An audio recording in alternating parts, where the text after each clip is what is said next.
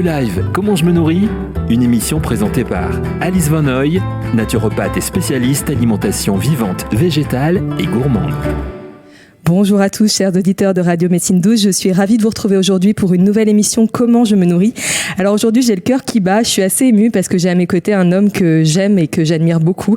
Il est naturopathe, il est fondateur et directeur du Sénato, qui est le collège européen de naturopathie traditionnelle et holistique depuis plus de 30 ans. Il a écrit de nombreux livres passionnants aussi, comme La naturopathie, L'homme empoisonné, Les cures naturopathiques, Comment se régénérer pour bien vieillir, La régénération intestinale, La détox holistique et j'en passe beaucoup. Il est aussi vice-président de la FENA, qui est la Fédération française des écoles de naturopathie. J'ai la joie d'accueillir Daniel Kieffer. Bonjour Daniel. Bonjour Alice, merci. Merci beaucoup d'être là sur ce plateau aujourd'hui, de me faire l'honneur de partager ce moment pour parler aujourd'hui des cures naturopathiques. On va aborder ce sujet-là. Donc toi, tu as créé en plus une de ces cures qu'on va aborder. Donc est-ce que tu peux nous en dire un petit peu plus sur ces cures naturopathiques ? Les cures sont l'application immédiate du bilan naturopathique que l'on effectue en face à face avec le client. Et en fonction de ses demandes, en fonction de la vitalité qu'on a déterminée, en fonction de son terrain, on va forcément donner des conseils. Et ces conseils s'articulent dans des cures qui ont été mises en place à l'origine par notre fondateur historique, Pierre Marchessault, dans les années 40, qui lui-même avait fait les synthèses de tous les hygiénistes américains et européens de son époque. Et donc ces cures, s'articulent en fonction des besoins, orientées soit vers la détox, soit vers la revitalisation, c'est-à-dire plutôt combler les carences. La stabilisation, qui est une cure, on verra, un petit peu plus mythique, plus idéaliste. Et puis une cure antiradicalaire qui fait face aux processus d'oxydation qui sont aujourd'hui incontournables. Donc en fait, on peut dire que ces 4 cures, après l'anamnèse qu'on fait avec la personne qui vient consulter, le consultant, comme on dit en naturopathie, on va choisir quelle est la cure la plus adaptée.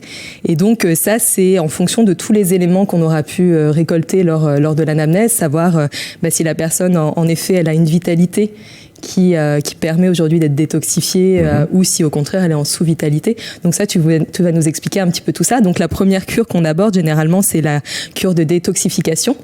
Donc celle-ci, elle se fait généralement sur un terrain qui a suffisamment de vitalité pour pouvoir subir une détoxification, c'est ça ? Tout à fait. On va juste exclure les cas de personnes épuisées, fatiguées, les grands asthéniques, les dépressifs, qui eux, par définition, n'ont pas suffisamment d'énergie vitale et pour lesquels la détox serait plutôt dévitalisante ou même simplement non efficace.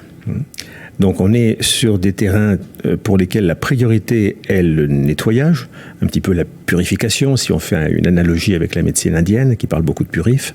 Et le premier temps que l'on décline, c'est bien sûr le réglage alimentaire, mais en termes diététiques, c'est-à-dire en termes de restriction.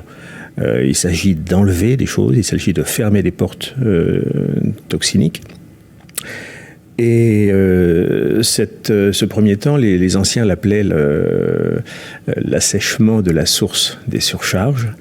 En français, ça veut juste dire arrêter de manger n'importe quoi et tirer un peu sur peut-être les excès d'excitants ou de sucre ou de protéines animales, etc. Ça, c'est un temps diététique qui va se décliner autant dans le réglage alimentaire détaillé que dans l'application de monodiètes ou de petits jeûnes, voire de régimes dissociés aussi sur quelques jours, quelques semaines. L'idée étant toujours d'autoliser, donc de brûler un certain nombre de surcharges et d'aider leur élimination au plan diététique. Quelque part, c'est le retour à l'alimentation hypotoxique dans les termes naturopathiques. C'est vraiment une alimentation qui est physiologiquement parfaitement adaptée et qui ne va pas encrasser ou demander trop de travail au système digestif. C'est ça, qui répond en quelque sorte aux besoins de l'être humain et à sa physiologie idéale. Comme on connaît aussi l'impact du stress et l'importance du mental aujourd'hui qui tourne un peu dans tous les sens, qui mobilise beaucoup d'énergie dans les processus d'anxiété, d'angoisse, de dépression, etc. Le deuxième temps de cette cure permet de faire une pause, de faire des breaks au niveau psychologique et on va y placer plutôt des techniques de relaxation. les relaxations soit dirigées, de type yoga, de type méthode de Schulz ou de Jacobson, la sophrologie, ou bien tout simplement organiser avec la personne des temps de pause, des mini-relaxations dans la journée avec quelques exercices respiratoires comme la cohérence cardiaque par exemple, ou bien le temps de prendre un bain chaud, le temps de prendre des vacances aussi, et d'arrêter d'être connecté peut-être aussi, changer de rythme. La détox digitale. Voilà.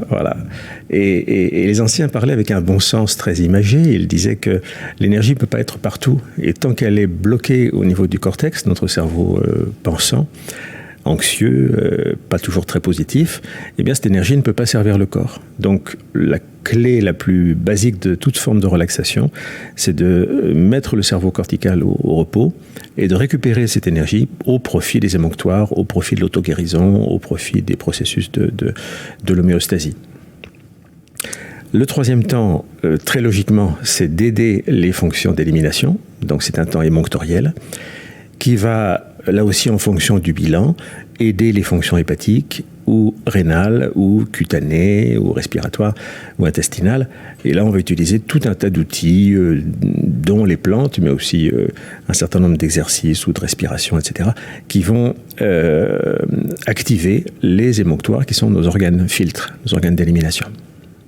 Oui, donc en fait, cette cure détox, elle va vraiment se jouer sur plusieurs plans de l'être, comme on le fait en naturopathie. Ouais. C'est une approche très holistique. Et donc, au sein de toutes ces cures, en fait, sont utilisées les 10 techniques de naturopathie avec comme technique phare, c'est vrai, la bromatologie, donc l'alimentation en premier lieu. On va rééquilibrer ce qu'on met dans son assiette pour la cure de détox, c'est-à-dire tout ce qui, quelque part, est non physiologique, vient nous encrasser, créer un surplus de toxines au sein de notre organisme. Ça, on va faire en sorte de limiter ça. Mais après, ça se passe aussi au niveau, on en a parlé dans une autre émission, tout ce qui nous entoure, en fait, se détoxifier aussi des relations quelque part qui sont pas forcément saines, qui viennent, donc c'est à tout niveau comment on va faire place nette dans notre vie et faire en sorte que sur tous les plans, en fait, on se déleste un petit peu de tout ce qui vient nous encrasser, parce qu'au final, il y a même des situations de vie qui viennent entraver tout un tas de bons processus physiologiques au sein de nous, des situations stressantes, etc., qui nous encrassent au quotidien. Parce que c'est pas détox. C'est pas détox de s'entourer de certaines personnes qui sont pas forcément bienveillantes ou qui sont toujours pessimistes. Ça va créer aussi des surcharges quelque part. On va être gonflé au sens propre et figuré d'avoir ces gens-là qui nous entourent.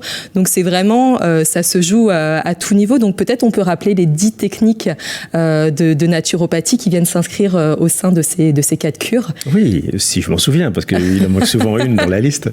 On a forcément... Je suis là, j'ai l'anti-sèche sous les yeux. On a nos 3 techniques majeures qui sont incontournables. On dit qu'elles sont nécessaires et suffisantes pour faire de la santé, c'est-à-dire l'alimentation, être bien dans son assiette, la psychologie, être bien avec les autres et avec soi-même, et puis le mouvement, l'exercice, être bien dans son corps. Si ces 3 clés sont déjà pratiquées quotidiennement, on est à l'abri de pas mal de maladies et on entretient son capital. On sait par contre que les gens n'ont pas toujours la capacité de changer facilement d'alimentation ou de se réformer psychologiquement, c'est encore plus long, ni même de faire autant d'activités qu'ils le devraient. Donc on a 7 techniques dites secondaires qui vont en quelque sorte pallier, soutenir, aider l'objectif de la détox par exemple, et qui sont l'hydrologie, donc tout ce qui est utilisation de l'eau chaude, froide, interne, externe, les techniques respiratoires, les massages et les techniques réflexes, les plantes avec les huiles essentielles, et puis tout ce qui est de l'ordre de l'énergétique également, avec les fluides, c'est-à-dire les formes de magnétisme, les rayonnements, l'intérêt des couleurs par exemple. Et il doit m'en manquer une. La respiration. Je l'ai dit rapidement. Oui, voilà. Tu as tout dit. On en a 10 ? Tu as tout dit. Okay. Ouais, les techniques, les plantes, l'énergétique et la vibration, en effet. C'est ça. Donc c'est vrai avec toutes ces techniques-là, en fait, on peut vraiment aider la personne à soit se détoxifier ou se revitaliser. Par exemple, avec l'hydrologie en détoxification, on va pouvoir faire des hammams ou des saunas, selon si on veut extraire l'acidité. Extraire, c'est peut-être pas le beau mot, mais en tout cas se débarrasser d'un surplus d'acide ou un surplus de mucus.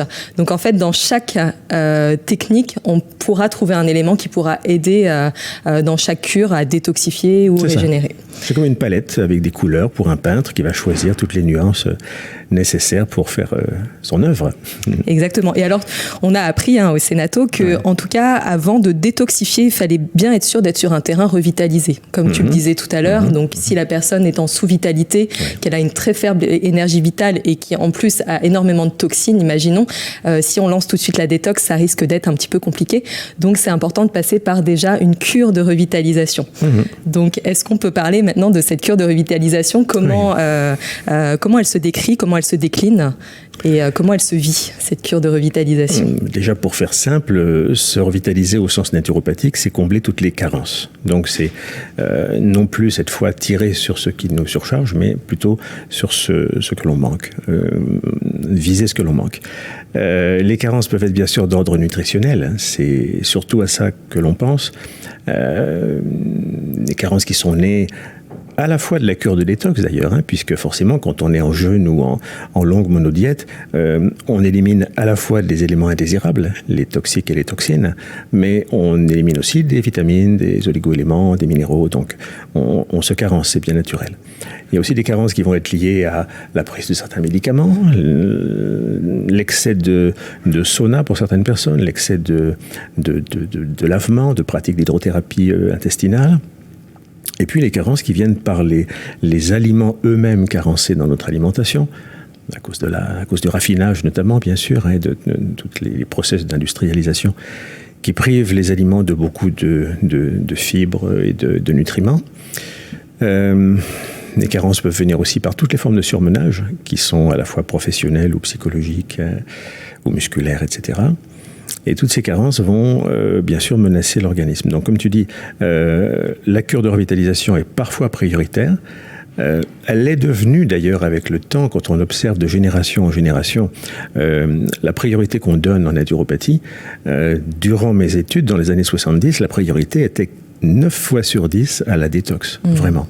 Et aujourd'hui, on est dans le 50-50, voire un petit peu plus en revitalisation, tellement les carences se sont creusées avec le temps. Donc cette cure de revitalisation, elle a 5 étapes. La première est nutritionnelle. Donc là, on utilise bien le mot nutrition et non pas le mot diététique. Nutrition, c'est apporter des choses positives. Et on installe le régime donc, que Marchesseau appelait le régime biologique humain, largement cru, largement végétal, qui demande le minimum d'efforts digestifs et qui correspond vraiment à l'état de nature de l'être humain dans l'idéal de son milieu tropical. On essaye d'aller vers cela. Comme c'est quasiment impossible, on a bien sûr un deuxième temps qui s'appelle l'individualisation du régime, où là on va apporter ce qui est nécessaire à la personne selon son tempérament, mais aussi selon le climat, selon ses activités physiques, selon sa santé. Donc sur cette base largement crue, on aura besoin d'apporter des aliments chauds, en particulier les céréales, en particulier les légumes racines, quelques légumineuses, parfois quelques protéines animales si nécessaire, et le troisième temps nutritionnel qui va compléter d'une façon peut-être plus précise, presque incisive, la revitalisation alimentaire, c'est l'apport de superaliments et de compléments alimentaires. Donc on a 3 temps d'ordre nutritionnel et 2 temps d'ordre comportemental, dirons-nous. L'un qui, bien sûr, en toute logique, va essayer d'éliminer le maximum d'éléments dévitalisants, la vie nocturne, toutes les formes de surmenage, la consommation d'excitants et de produits plus ou moins licites.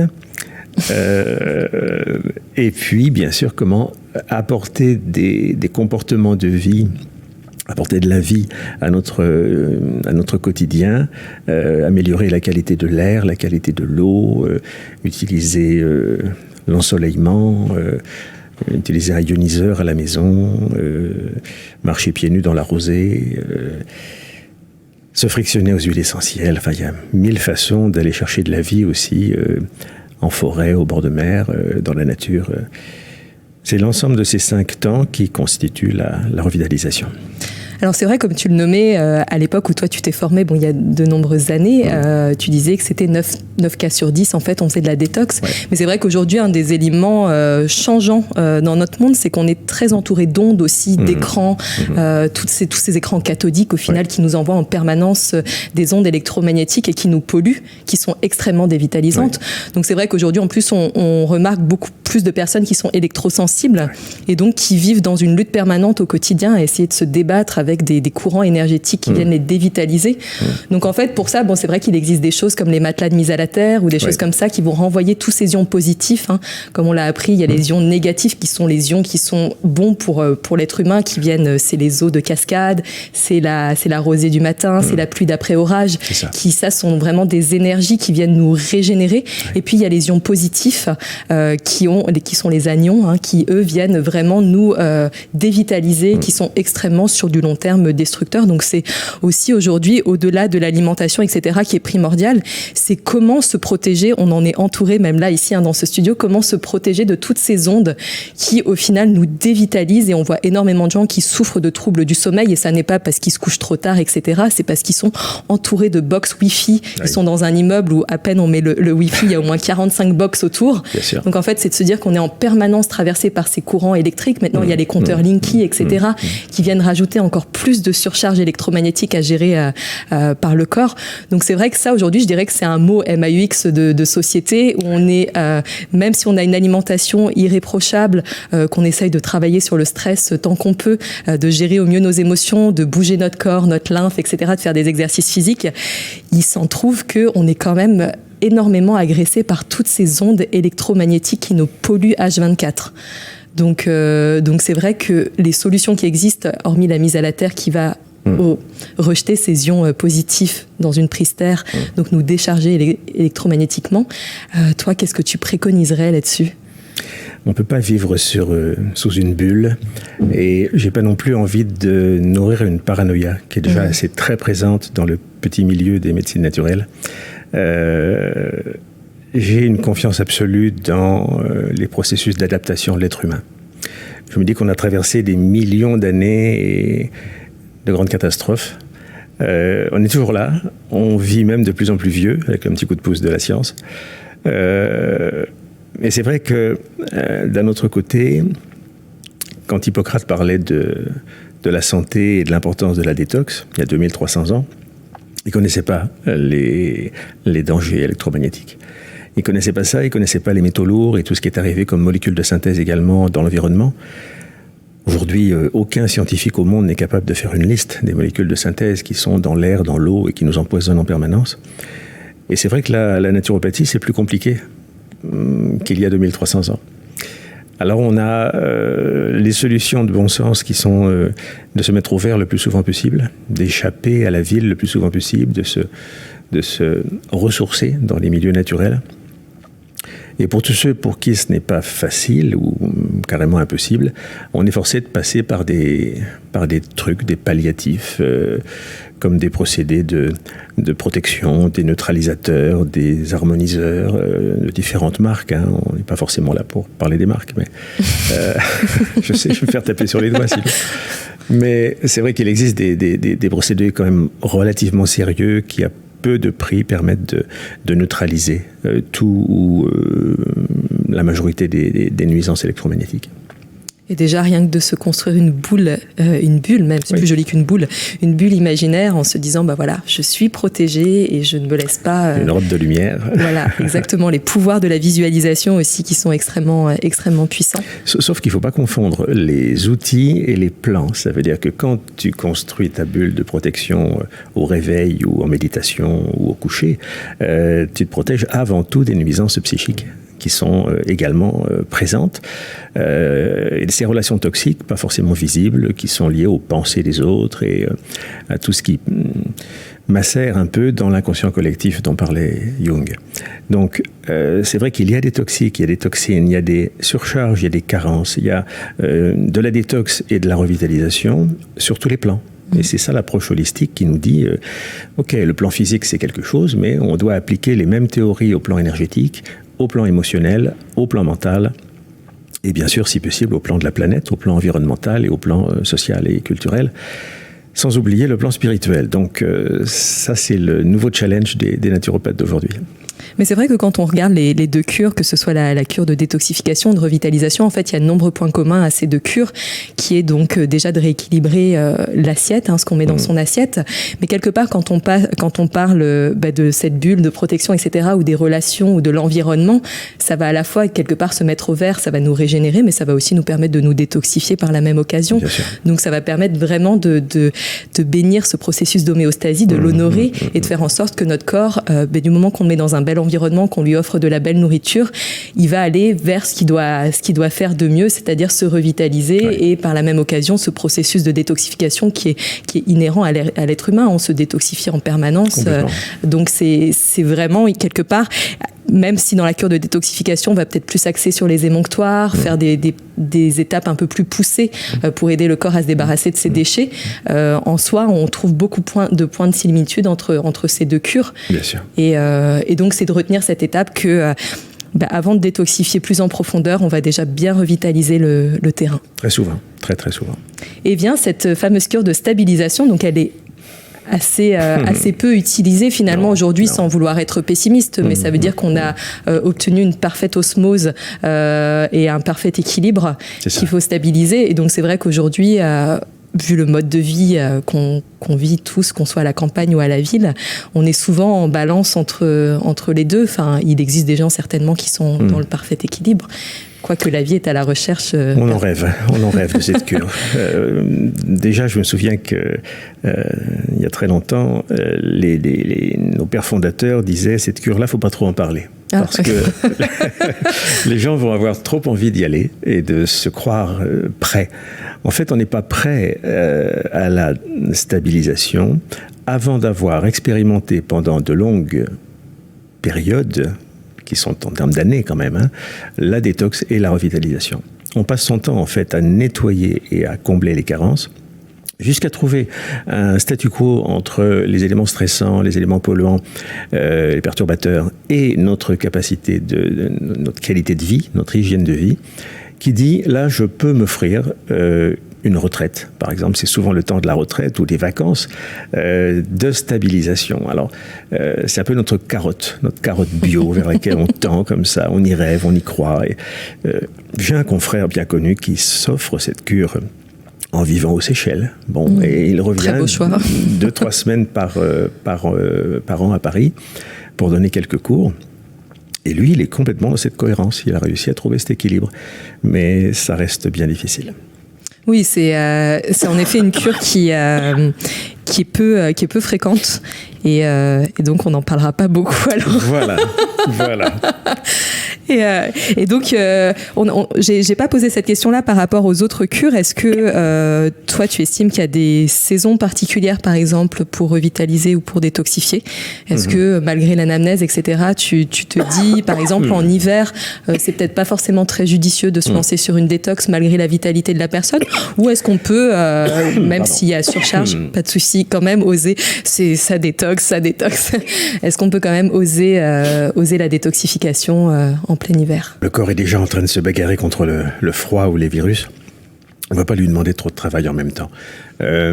Traditionnellement, on a toujours fait de la détox au printemps, quand on profite des énergies montantes. Le printemps, c'est relativement tôt dans notre climat. C'est à peu près autour du 15 février, si on suit un peu la montée des solstices, des équinoxes, selon la pensée chinoise. Et la deuxième période qui est très favorable, c'est l'automne également.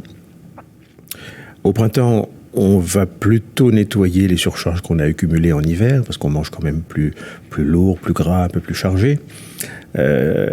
Et en automne, on va plutôt s'occuper des surcharges qu'on a accumulées peut-être en vacances ou en saison chaude. Les apéros. Par exemple. Après, en termes de lunaison, il est intéressant de noter que sur les pleines lunes, les processus d'élimination sont toujours beaucoup plus intenses. Et donc, on a parfois intérêt à utiliser les lunes décroissantes, c'est-à-dire de la pleine lune vers la nouvelle lune pour faire de la détox, et inversement pour faire de la revitalisation. Ça rajoute un petit plus énergétique. Superbe. Et puis, il y a cette grande cure que tu as créée toi, qui est la cure antiradicalaire. Et donc... Oui, alors je l'ai créée sans la créer parce que dans les années 80, j'étais très attentif aussi à ce que faisaient déjà mes confrères dans différents pays. La naturopathie n'a pas la même couleur aux États-Unis notamment. Et les Américains, très en avance sur notre culture, avaient beaucoup étudié les processus de l'oxydation, donc les nuisances des radicaux libres. Et ils se bourraient de compléments alimentaires, comme c'est souvent le cas au petit déjeuner de l'Américain moyen, ce qui lui permet après de vraiment bouffer n'importe quoi. Bon, en m'inspirant de ces recherches, je me suis dit, on doit pouvoir intégrer cela avec un peu plus de rigueur. Et donc, j'ai structuré cette cure antiradicalaire avec tout simplement deux étapes. La première qui fait la chasse aux sources d'oxydation. Elles sont individuelles parce que tout le monde n'est pas soumis au même processus délétère, mais par exemple, on s'oxyde énormément dans les ensoleillements excessifs, hein, donc à chaque fois qu'on prend un coup de soleil notamment. Mais il y a des professions aussi qui sont très exposées, comme les marins-pêcheurs. On a l'oxydation liée au tabac et l'oxydation liée à pas mal de médications également. C'est terrible, mais la plupart des médicaments efficaces, comme anti-inflammatoires, antidépresseurs ou anticancéreux, sont de puissants oxydants. Donc c'est probablement aussi pour cela qu'ils sont efficaces. Mais d'un autre côté, au niveau du terrain, c'est pas tout bénéfice. On s'oxyde aussi beaucoup dans toute forme de surmenage, intellectuel ou physique. Autre source d'oxydation majeure, les radiations aussi, pour ceux qui travaillent dans des milieux un petit peu à risque. Et tout cela conjugué produit donc des radicaux libres qui sont en deux mots des formes d'oxygène particulièrement avides de mariage moléculaire et qui vont faire flamber des processus inflammatoires et des processus de vieillissement accélérés au niveau de notre terrain. Donc, on fait le point dans l'anamnèse sur ces nuisances et on essaye de prendre le plus de recul possible. Le deuxième temps, en bonne logique, c'est d'apporter des antioxydants, d'abord sous forme alimentaire. Si ce n'est pas suffisant, on a les super-aliments. Si ce n'est pas suffisant, on a les compléments alimentaires classiques. Et puis, de temps en temps, des super-aliments, des compléments alimentaires particulièrement dosés quand on est vraiment dans des grosses situations de carence. On pense aux vitamines A, C, E, au zinc, au sélénium, au glutathion, etc. Et c'est une cure qui est aujourd'hui complètement indispensable, je dirais, à partir de la quarantaine. Même si on s'oxyde à partir de 18 ans, on commence à vieillir, notamment au niveau glandulaire à partir de 18 ans. Ça va casser le moral des auditeurs. Et avec également, bien sûr, un souci tout particulier pour les pathologies lourdes, l'accompagnement des malades cancéreux et de toutes les pathologies neurodégénératives, les pathologies de terrain. Plus la science avance et plus on confirme que derrière toutes les pathologies, il y a un fond inflammatoire chronique. Et c'est ce bruissement inflammatoire chronique, comme on dit en biologie moderne, qui est le reflet d'une oxydation de terrain. Donc, s'occuper des symptômes, c'est bien, mais s'occuper du terrain, pour nous, c'est toujours prioritaire. Oui, c'est primordial. Et justement, est-ce qu'au quotidien, les auditeurs qui nous écoutent peuvent repérer chez eux des signes d'oxydation prématurée, par exemple, physiquement ? Qu'est-ce que toi, tu remarques ? C'est d'abord la peau. C'est la peau ? C'est d'abord la peau. Après, il y a des pathologies. Il y a des troubles comme la cataracte, qui est une maladie oxydative très nette. La sclérose de la prostate. Même les processus d'arthrose sont liés aujourd'hui, on le sait, à l'oxydation. Comme les pathologies cardiaques. Mais c'est vrai qu'au niveau de la peau, c'est facile de voir si les rides arrivent d'une façon un petit peu trop rapide. Si le test du pinching aussi, quand on fait un pli de peau sur la main, est-ce que le pli disparaît rapidement ou pas ? Alors c'est un reflet de la déshydratation, bien sûr, mais c'est un reflet de l'oxydation également. Oui, c'est le plus simple. Mais c'est vrai qu'on peut dire qu'à partir de 18 ans aujourd'hui, même si ça peut paraître un peu catastrophique de dire ça, mais on vit dans un monde où même les grands sportifs, etc., on s'oxyde. Même là, à l'heure actuelle, on est en train de s'oxyder parce que le simple phénomène de respirer, c'est un phénomène d'oxydation. Donc le corps, par réactif, va créer des antioxydants lui-même, mais il se trouve qu'aujourd'hui, on n'en crée pas assez pour venir combler à tous ces processus oxydatifs qui viennent nous agresser au quotidien. Donc quelque part, on pourrait dire qu'en soi, tout le monde est invité dans son alimentation à mettre des antioxydants, donc des légumes, des fruits colorés à maturité aussi, parce que les fruits qui sont absolument pas mûrs, ils sont d'une part très acidifiants et puis ils vont créer tout un tas de phénomènes oxydants aussi au sein de l'organisme. Le fait de devoir digérer quelque chose qui n'est pas physiologiquement adapté, ça nous oxyde sur du long terme. Le fait de demander énormément à nos capacités digestives aussi en permanence, il y a beaucoup de gens qui sont H24 en train de digérer. Au bout d'un moment, ça crée au sein de l'organisme des processus oxydatifs. Donc c'est vrai qu'on pourrait inviter tout le monde à revisiter la palette, et c'est pour ça que les super aliments, comme tu le disais, sont exceptionnels, parce que ça reste dans le domaine de l'alimentation. Donc ça vient égayer notre assiette au quotidien, la spiruline, le cacao cru, etc., qui sont gustativement en plus intéressants. Le pollen frais. Exactement, on en a fait une émission d'ailleurs la semaine dernière dessus. Les petits fruits rouges aussi, toutes les baies qui sont remarquablement antioxydantes. Et comme tu le soulignes, c'est paradoxal, parce que autant l'exercice physique est notre ami, autant dès qu'on est dans le surmenage, on s'oxyde. J'ai été consultant pour la médecine du sport pendant quelques années, et je me souviens du responsable du coaching médical du Tour de France. Et le médecin à l'époque m'expliquait, un Tour de France, même sans dopage, vaut 5 ans d'âge. Ça veut dire qu'un Tour de France, c'est vieillir de 5 ans. Regardez la peau des vedettes de tous les sports de haut niveau comme cela. À 40 ans, ils ont un visage déjà bien ravagé quand même. Donc c'est encore d'inviter les gens qui font du sport, etc. Enfin, d'observer notre quotidien et de voir, peut-être d'être plus attentif et de se dire, aujourd'hui, qu'est-ce qui me dévitalise dans mon quotidien, qu'est-ce qui m'oxyde, et qu'est-ce que je peux faire à mon échelle. Alors après, le mieux, c'est d'aller voir un naturopathe, vraiment, c'est bien ça, bonne idée. Qui va nous donner les meilleurs conseils, et surtout qui va faire un bilan de vitalité et une anamnèse qui est très précise pour avoir déjà la constitution, le tempérament, etc. de la personne, pour l'orienter au mieux. Donc, mais c'est de se dire que voilà, au quotidien, en tout cas, on est sans virer, comme tu le dis, dans la parano, mais on subit quand même des agressions qui sont plus ou moins importantes selon les individus.